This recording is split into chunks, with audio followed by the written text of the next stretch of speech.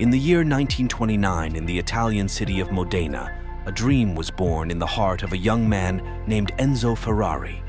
He dreamed of designing and building racing cars that would compete with the fastest and most powerful cars in the world.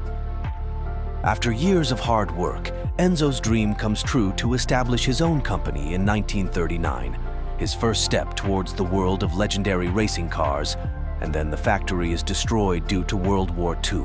World War II did not prevent Enzo's passion. In 1946, after the end of the war, he began to rebuild his factory again, determined to achieve his dream. In 1947, the company announced the Ferrari S125, which was the spark of success for Ferrari, as its cars began winning many races. In 1950, the prancing horse logo was adopted for Ferrari cars to become a symbol of speed, power, and elegance.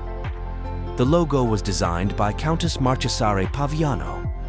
During the 60s of the last century, Ferrari reached the height of its power as its cars dominated the racing circuits and won many world championships, including the Formula One World Championship, 6 times in a row in 1988. Enzo Ferrari departed our world, leaving behind an immortal legacy represented by the Ferrari Company, a symbol of excellence and innovation in the world of racing cars and luxury cars.